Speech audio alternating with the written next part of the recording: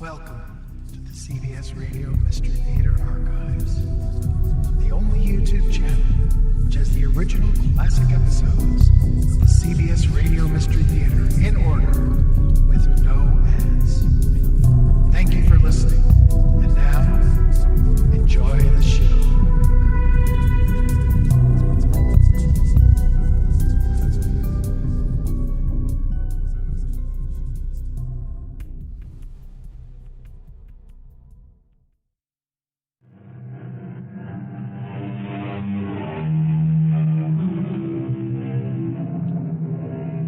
Come in. Welcome. I'm E.G. Marshall. Whether by summer glancing up at the contrails or by winter hearing the muted everyday roar of takeoff or landing, the great gray ghosts which prowl the upper reaches of our skies are always with us. The airplane is a constant in all of our lives, and constant is a good word. So very seldom does anything halt their appointed rounds, except that, like all things that man has built, they are not perfection. That is the attribute of God alone, no matter how hard man strives. Ladies and gentlemen, this is your hostess, Pamela Winters. There has been a temporary failure in our pressure system, and for your comfort and safety, Captain Chip Ames, our pilot, is making an unusually rapid descent. Do not be alarmed. This sudden descent is merely a safety measure. Please be sure that your safety belts are fastened and that all cigarettes are extinguished. Most of all, don't worry. There is no danger.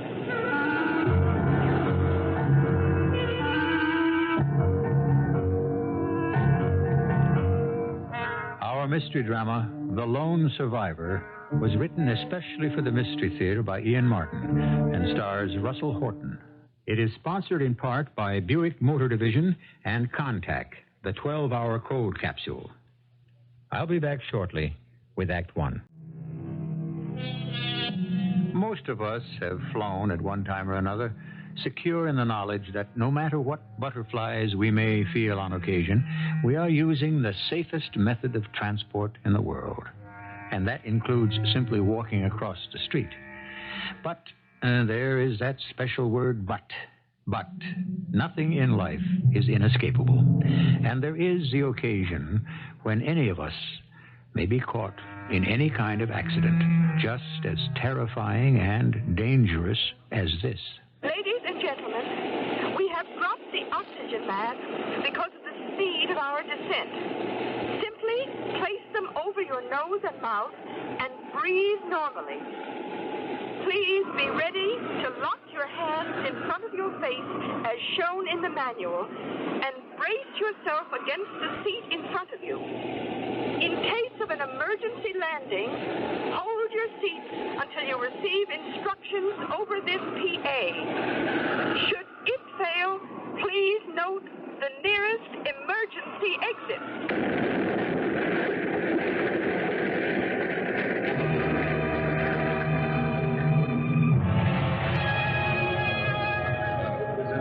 Ladies and gentlemen of the press, I am J.P. Henderson, Vice President in charge of operations for Federal Airlines. This is a bulletin on the status quo. One of our planes, bound for the Hawaiian Islands, encountered the phenomenon known as clear air turbulence, as you've already been informed. There's no sense mincing words. Apparently the plane, after ditching, broke up or sank. To the best of our belief, there's only one survivor, presently in the intensive care unit in the hospital here. I wish I had more to report, but look, it's useless to ask questions because I have no answers. I'm sorry.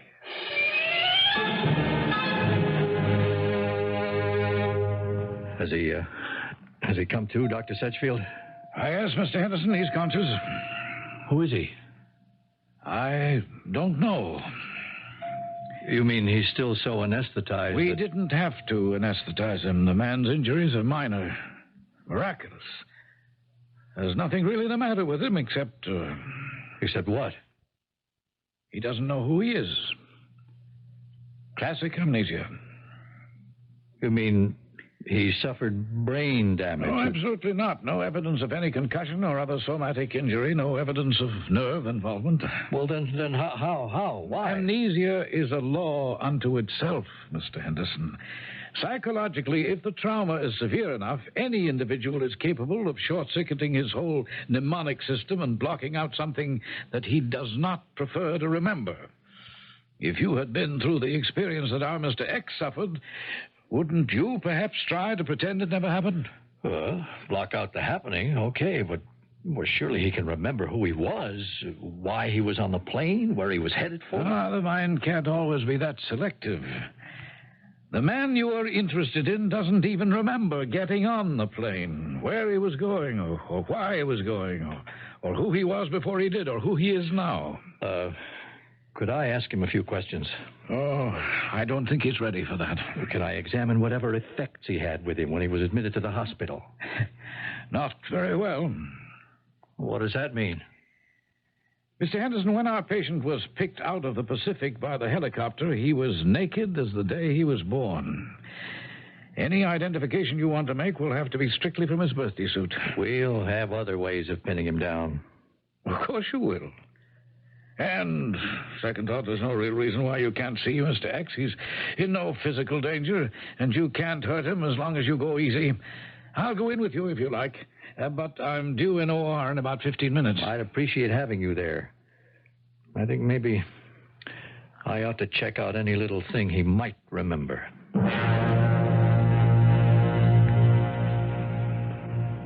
Hello. Hello. I'm J.P. Henderson, Federal Airlines. The airline on which you were flying when the accident occurred. Do you remember the accident? No. I'm sorry to trouble you under the circumstances, but, well, it's an unusual state of affairs. As I said, I'm J.P. Henderson. May I ask your name? Oh, you can ask it. I can only give you the same answers I give the doctors. I don't know. I see. And you don't remember anything about the accident? Not a thing. Mr. Henderson, I don't remember anything until the moment I woke up in this hospital bed. I think we ought to let this gentleman have his rest, Mr. Henderson. Of course. I'm sorry to have bothered you, sir. The person who bothers me most is me. Doctor? Yes? Supposing I don't remember who I am after a good night's rest. Oh, it may take a little time, but you will. No. Supposing I still don't. How do I find out? Well, I'm sure or rather the airline, can render that service. How? At the moment, as my patient, I suggest that you just relax and allow nature to restore your memory. Thanks for the kind words. I don't know how much they help. How soon can I get out of here? Well, is there any hurry? Oh, I don't know. I just have this... I don't like to be sick or dealt with as a patient. Well, in your particular case, I wouldn't like it any more than you. But let's face facts. If I released you, where would you go? I guess I don't know.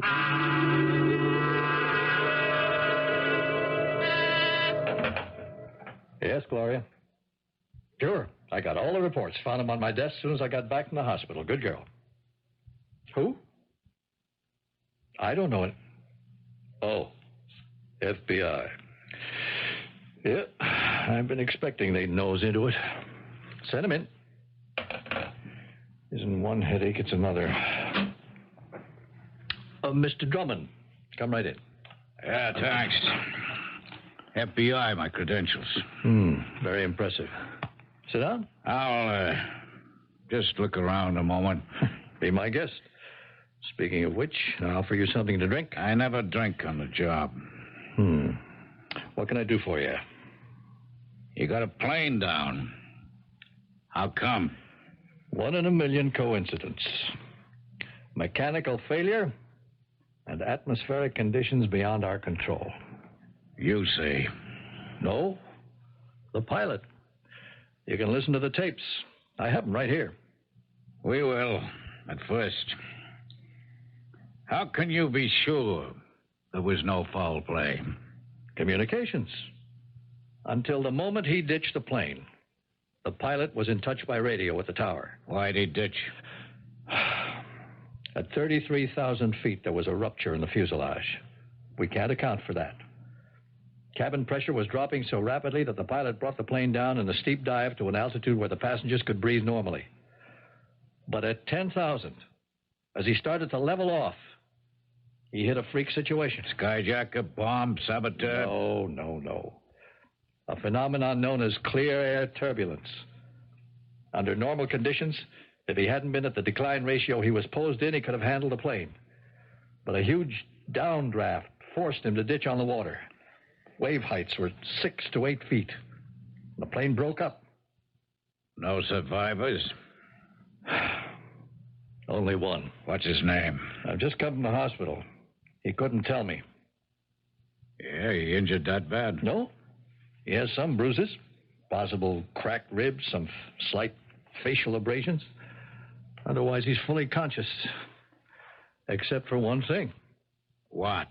He can't remember his name. Oh, come on. I'm perfectly serious. He doesn't know who he is or anything that happened up until the moment he came into the hospital. He has amnesia. Yeah, that can be handled. Will you get his name? It won't be necessary. How come? We've had people up all night checking on the passenger list. His name is Theodore Mason Williams. Address?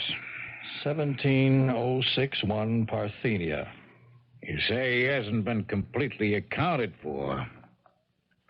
Haven't you checked his home? I was just about to try again when you arrived. His phone hasn't been answering. Anyone who should? He's married. We believe he has a wife. Or had. What does that mean? How come he was traveling alone to Hawaii? He might have been on business of some sort. Of some sort, yeah. Look, I'm only checking this like maybe there was some federal problem. I still don't know there isn't. But you're in my profession as many years as I've been. You get a long nose. What does that mean? Something smells funny.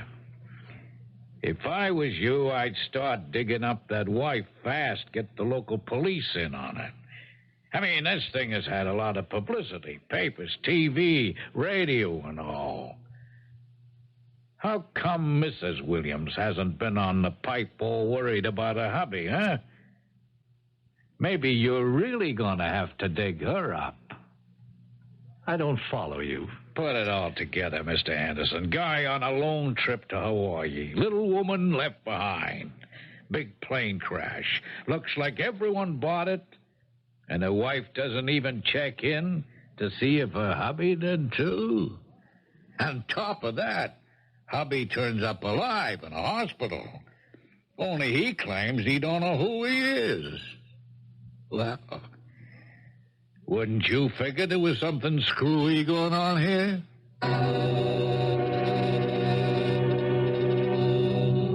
Well, would you? Or are you scarcely as cynical as Mr. Roscoe Drummond of the FBI? Do you really believe that Mr. Theodore Williams has that sometimes most convenient of disorders, amnesia? And if he hasn't, why should he fake it? Most intriguing and chilling of all is finding Mrs. Williams. I shall return shortly with Act 2. Some hours have passed while Mr. J.P. Henderson of Federal Airlines has been busy holding off the press, meeting with the CAB and other agencies automatically involved in a major disaster instigating constant phone checks on Mrs. Williams, all unanswered, and finally calling in the city police. Meanwhile, at the hospital, Dr. Malcolm Sedgefield is patiently trying to bring the survivor out of his lost world by cautious and gentle free association. You don't remember before the crash? No, Doctor. Or the crash itself? No. Or being in the water, struggling to keep afloat? No. Taking off your clothes so you could swim more freely? No. Or the helicopter picking you up? Oh, come on. This is just a waste of time. I don't remember anything, even my own name, for Pete's sake. All right. Now let's just take it easy.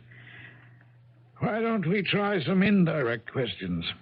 I'm just going to shoot some words at you. All I ask you to do is to react without thinking. Reflexes, all right? Yeah, I know what free association is.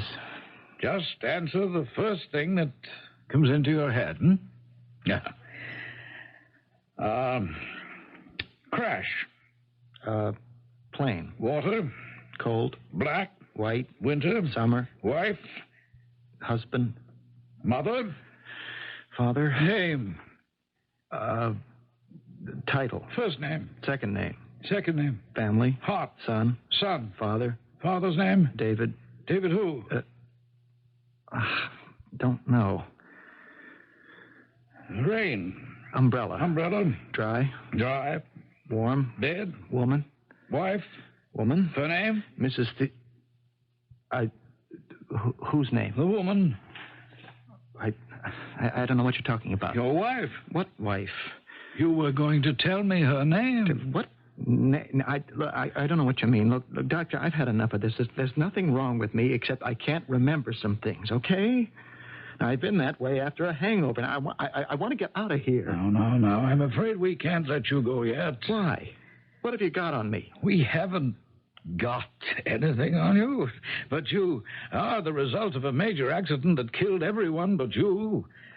So naturally, we have to keep you under medical observation for a while. Observation, okay. But I don't have to be in this hospital. I want out.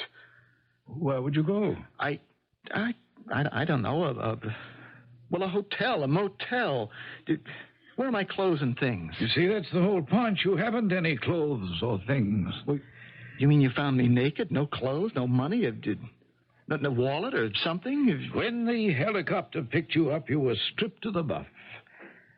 So let's be practical. If we were to let you go, where would you go? Without clothes, money, or any identity? Now, you mean honestly that nobody has the slightest idea who I am? Well, not exactly. The airline has checked out the ticket reservations and established who was on board. So by the process of elimination, they're now pretty sure who you must be. Who? I'd hoped the name would come from you. But all right. Does the name Theodore Mason Williams strike a chord? Should it? It appears to be your name. How do you know? How can you prove it? Because you... If Mr. Williams is who you are, you have a wife. And just as soon as the police find her, we'll bring her in to identify you. Police? Why the police? At the moment, nobody has been able to find your wife. She appears to be missing. Yes, Dr. Sedgefield. Oh, Mr. Henderson, I've just come from questioning our mystery patient and running the most basic of psychiatric tests on him. And? I'm afraid I didn't learn much. He still has amnesia. Yes, apparently. And he still hasn't said his name or who he is. No. And I must say, it seems to me you, at your end, could provide the answer to those questions more easily by having his wife, if she is his wife, identify him for sure. Of course. Trouble is, we haven't yet found the lady in question. Oh, well, then perhaps the police should be called in. They already have, Dr. Sedgefield. Detective Lieutenant Dominic Calisi is with me now. He has a... What do they call it again, Lieutenant? APB, all points bulletin. Yes, an APB out for Mrs. Williams right now. He expects to find her soon and, Excuse me just a minute. Oh, Lieutenant Calisi would like to talk to you for a moment, Doctor. Thanks. What's his handle? Sedgefield. Yeah, Dr. Sedgefield? Yes, speaking. Yeah, this here is Detective Lieutenant Khaleesi, City Police. I want to ask you a favor, Doc. Oh, of course, any way I can help. Well, I'd like to send over a police photographer to take a shot of your patient there. Any reason why not? No, I don't think so far as I or the hospital is concerned. Because we don't want to excite the patient. Oh, no. We won't disturb him, Doc. No flash, no light. He don't even have to know his picture's being taken. Well, I don't think the hospital could go along with that. I mean, isn't that invasion of privacy? After all, we have been keeping the press out. Mm-hmm. At his request? Well, no, but I have the feeling that... A feeling? Let's write on facts, Doc. I'll send you over a photographer, a fingerprint man, and you check out your patient, see if he's got any objection. Now, if he has, we'll take it from there, okay? Well, very well. I suppose I have no objection. We'll do it your way, Lieutenant.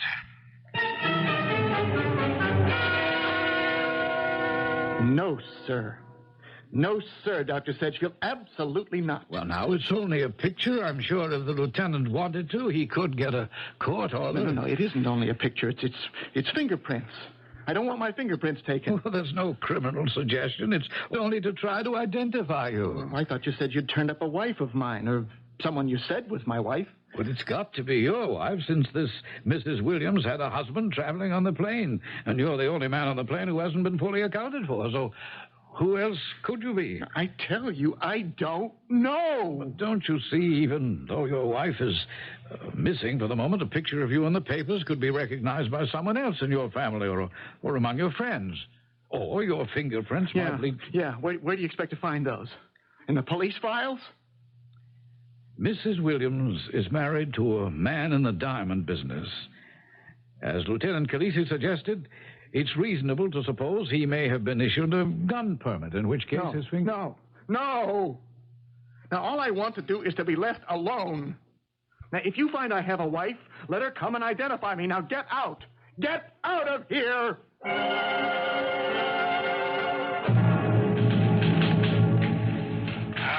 Khaleesi? Speaking. This is Dr. Sedgefield. Oh, hi, Doc. You get anywhere with the guy? I'm afraid not. Oh, well, what's he scared of? Well, Lieutenant, I can only answer you in general terms. See, it's a tremendous shock to the nervous system for anyone to find out that suddenly his whole life is a blank. Yeah, if it is. Doc, how do we know this isn't just an act? We don't. We just wait. If it is, he'll make a slip sooner or later. Okay, Doc, we won't shake him up yet. Anyhow, what I'm looking for is another court order. Oh, what kind? I want into the Williams house. I got a hunch between my shoulder blades talks to me as loud as my bunions. That FBI guy was right. Mrs. Williams is home all the time. And she's got a real good reason for not answering the phone. Well, what reason? Because she can't, Doc. And you know why she can't? Why? Because I think she's dead. That's why.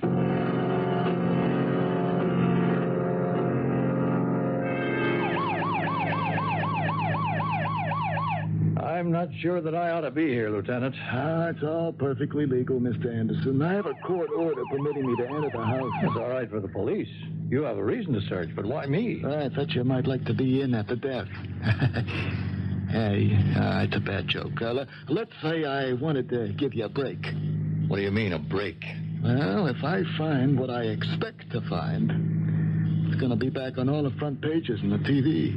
Drag up the whole crash story. Keep it alive. Now, I don't like to see the airlines hurt.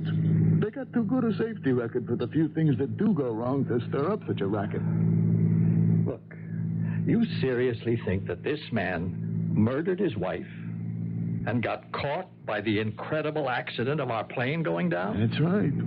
This amnesia jazz is just a cover-up. Or maybe soon was just a cover-up. It doesn't make sense. Lieutenant, why Hawaii? If he murdered her, why not Mexico, South America, Europe, anywhere, out of the state? Because I'll let you in on a little something the Hawaii police filled us in on. Mr. Theodore Mason Williams was booked into the Honolulu Hill. He had an appointment with some buyers the day after the flight landed to sell a little packet of diamonds he was bringing with him, valued at pretty close to $250,000. The payoff had been set up a week in advance, and the condition was the money was to be in cold, hard cash. Not a bad little getaway stake, huh?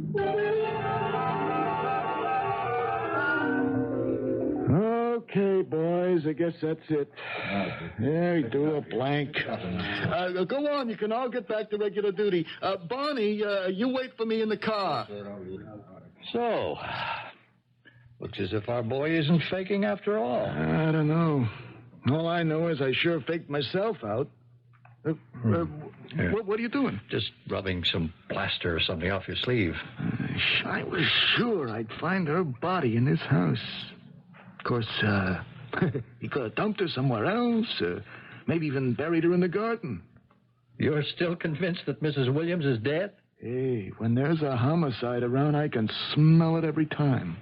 Plus, one little new gleam Don't you try to stop me, officer. I want to know who these men are. Bronsky, it's okay. I'll handle it. Now, wait a minute. Who are you? Look, I think it's more to the point for me to ask that question. I'm Mrs. Theodore Williams, and I'd like to know just what the devil you're doing in my house. Now, that's a shocker, isn't it? A woman consigned to death by a seasoned detective who turns up as large as life. A whole theory to fit an assorted set of facts blown to dust. And in the wake of it, the same old problem that has faced us since the beginning. Who is a lone survivor? And is Mrs. Williams the one who can give him back his identity? I shall return shortly with Act 3. Now let us return to the three people we left a couple of minutes ago. Mr. Henderson, official of Federal Airlines, embarrassed beyond belief. Lieutenant Dom Calisi, for once in his life caught off guard.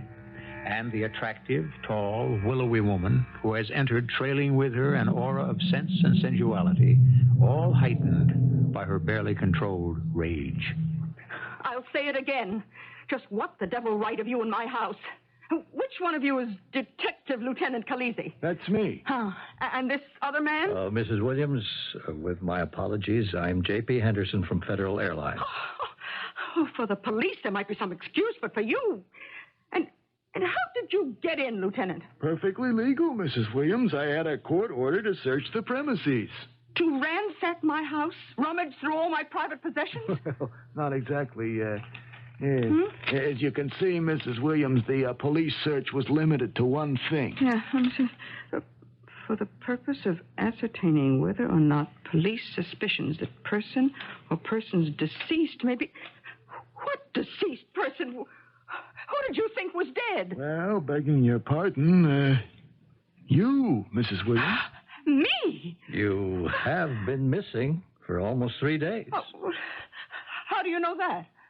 Well, in the course of the investigation, naturally, we... What investigation? Let me handle this, Mr. Henderson. Mrs. Williams, did your husband catch a Federal Airlines flight for Hawaii the day before yesterday?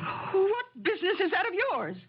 Mrs. Williams, you know you don't have to answer my questions. You know your rights, but it seems harmless enough. All right.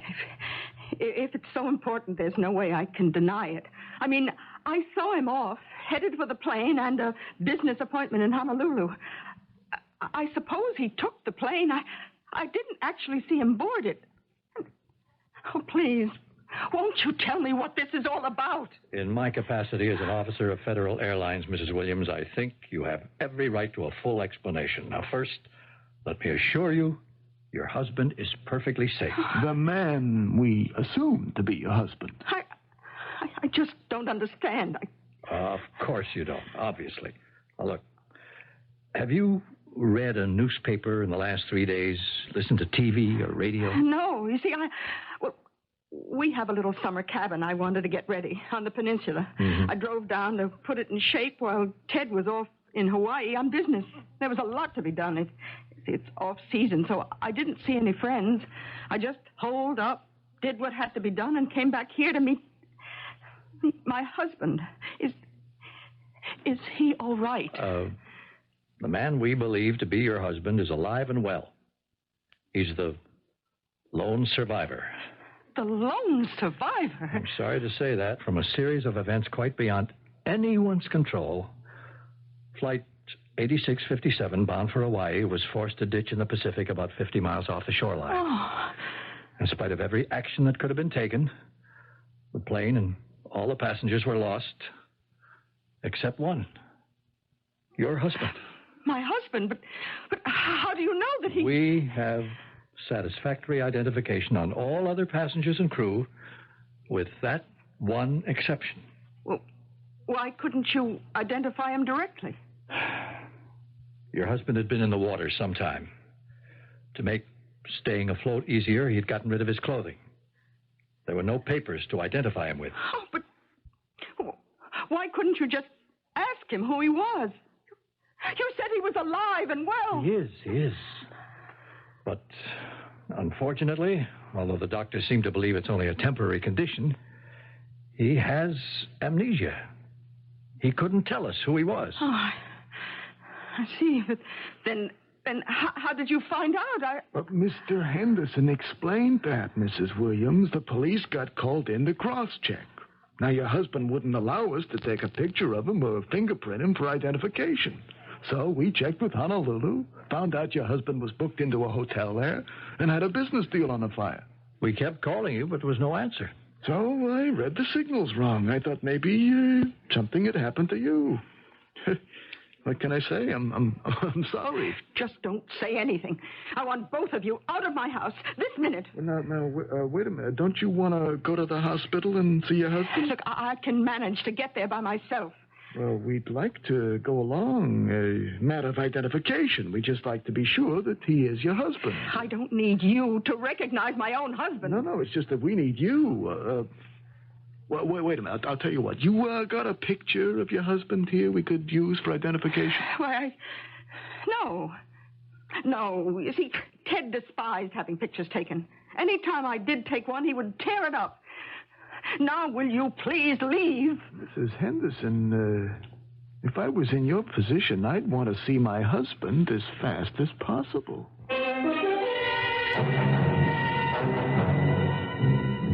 Yeah, Mr. Williams, I have a visitor for you. Who, Dr. Sedgefield? Let you see for yourself. Your wife. No. All right, now, don't get excited. No. Now, Mrs. Williams, are you... Don't worry about me, Doctor. Just worry about that poor man. I'm sorry.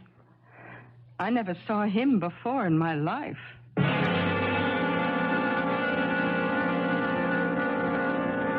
But it's impossible, Lieutenant.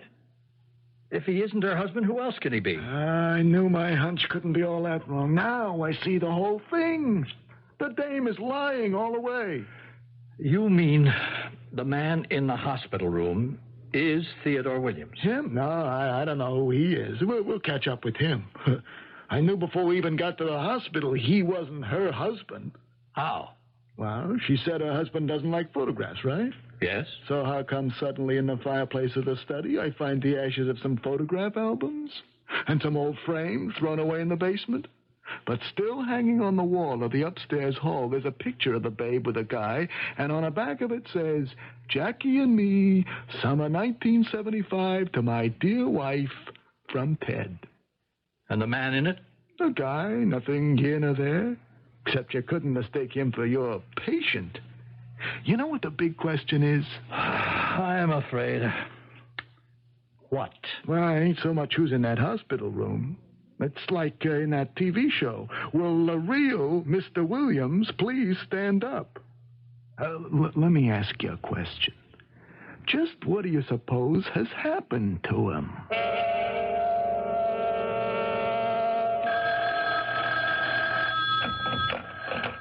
Detective Lieutenant Colisi.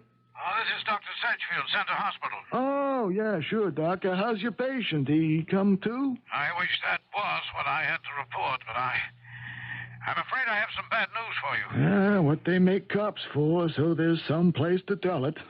What's wrong? Well, Lieutenant, I don't know how it happened. Someone was careless enough to leave a pile of clean, orderly uniforms in his, well, you know, in Mr. X's room. Well, how could a thing like that happen? I don't know. Some orderly was bringing them up from laundry and stopped in there, and I don't know how it happened.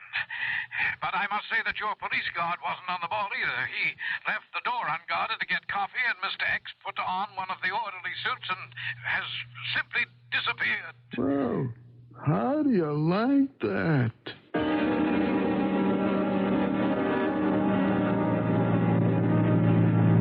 Now that we've stopped riding around like maniacs, maybe you'll explain to me what's going on, Lieutenant. Oh, sure. Let's just pull over, find a nice spot where the reception's good. About 100 yards after the next crossroad, Bonnie, on the right. Yeah, off the road, under the trees. Look, it's getting dark, but isn't this on the way to Mrs. Williams' house? That's right. Just a couple of blocks away. You think the man who escaped will be making for her house? Yeah, I'm counting he will. Otherwise, it might make it tougher for us. Well, supposing he doesn't? Oh, he's being followed. He can't get away. He already did. From the hospital. Yeah, well, we made that easy for him. We knew the dude would make the first break he could. The dude? You know who he is? Oh, sure. More or less. I don't understand. Well, now, which name would you like? Benny Dude Tate? Bernard Tateson? Bartholomew Taft III? That's the one he's been using until his accident caused a temporary loss of memory. Or any of a long list of others. Listen, he's got a long record. Extortion, con games, womanizing, misrepresentation, grand larceny. Everything so far but the big M. How did you find out who he is? Look, this amnesia. I'm no doctor. I can't make a judgment on that. But give me some facts to add up. A guy who can't say who he is. A woman who says he's not a husband who was supposed to be on the plane. And at the same time says she has no pictures of her husband. Forgetting that the way the people do, you know, one little picture hanging up on the hall stairs. I knew there was something out of whack. So my guy, standing guard, just picks up a glass. The nurse brings out. We lift the fingerprints. 3 hours later, we got a make. Benny the Dude. I'm still completely bewildered. What was he doing on the plane pretending to be Theodore Williams? Hold it a minute. No, not yet. Look, Mr. Henderson, here's a guy who's a lot older than his wife, but he's got plenty of the long green. He's going to Hawaii with $250,000 worth of diamonds to deal with some guys who never met him. His wife is bored. She's been playing around with... guess who? Benny the Dude. Bernard, this time around. Now, suppose they get greedy and get a notion they could knock off Theodore and take off with the diamonds. Only, how not to get caught? Bernard plans to go to Hawaii posing as Williams. Only what does he do? Sell the diamonds and get the money? Well, maybe. Maybe he plans to check in a hotel, rough up the room, just disappear and take a plane back home. While the police figure Williams and the diamonds got heisted in Honolulu. I like that. More like Benny's M.O. and, that's what we're waiting for. Now, hold it. Who is it? Take it easy. It's me, Bernard. What are you doing here? How'd you get in? Listen, any dame tries to double-cross me, baby, finds out there's no way you can close me out. What do you mean, double-cross? The hospital today. Why didn't you tell him I was your husband? You could have sprung me. Too dangerous. Too many people who knew Ted. Look, if we ever got connected and they found Ted where we... I don't want either of us convicted for murder. You know something, baby? They can only hang you for it once. Too bad it didn't go as planned. It was all so simple. Diamond merchant travels to the city of romance and disappears overnight with his $250,000 of shinies. Then I come back, and you and me walk hand in hand into the sunset with a nice green halo around our heads. Only it didn't pan out. Did you really have amnesia? Well, yeah, at first. Then when I came to, what other way was there to play it?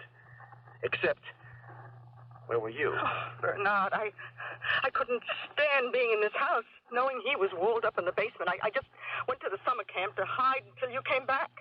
But now it's all gone wrong. What are we going to do? We ain't gonna do nothing, baby. First thing I did was make sure the stones were still where they were. I got them now, and I'm taking off. But what about me? The diamonds were all I came back for, babe, except... No. What are you going to do? No, Ted, please don't get... Good Lord, Lieutenant, what are you doing? You can't let him... No, don't worry, Mr. Henderson. The house is crawling with cops. We were waiting for Benny to make his return. You arranged the escape? Oh, yeah. And you planted microphones in the house to have them convict themselves. Oh, correction on that. I wouldn't know just how those mics got there. You know as well as I do that isn't evidence can be used in court. Even having you as a witness. Well, then why? Well, we don't want to let these people get away with it, do we, Mr. Henderson? I'm not going to. Now I've got the hard police work to do, digging up enough objective evidence to make a case. But you and the airlines can help me now that you know the truth. Deal? It's a deal. What tragic irony. All those lives, innocent people, and one man escapes. The only one who deserves to die. The lone survivor. Oh, I think between us we can arrange that Benny and Mrs. Williams won't survive all that long.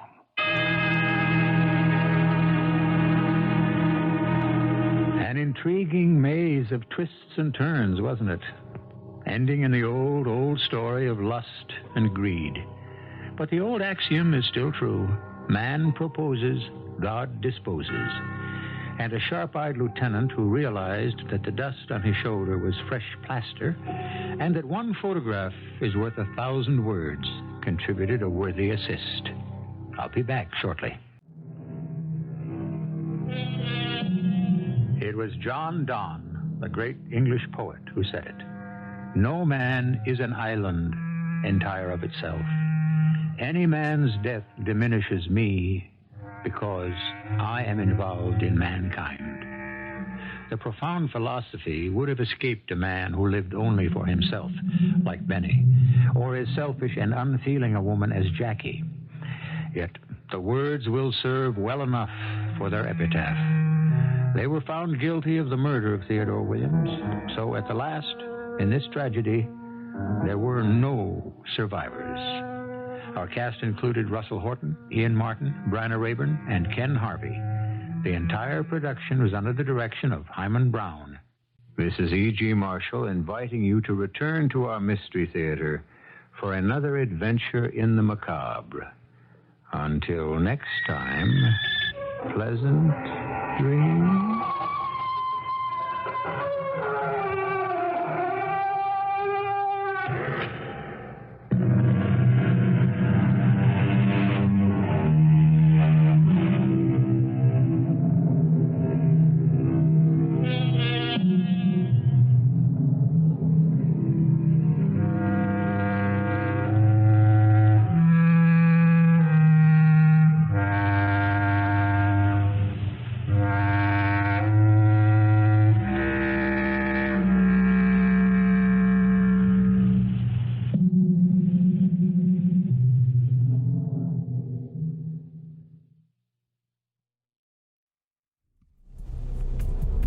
Enjoyed this episode of CBS Radio Mystery Theater. If you've enjoyed this and want to hear more, please subscribe to this channel. You can also visit my other YouTube channel by searching Mr. Brian McCarthy in the YouTube search bar.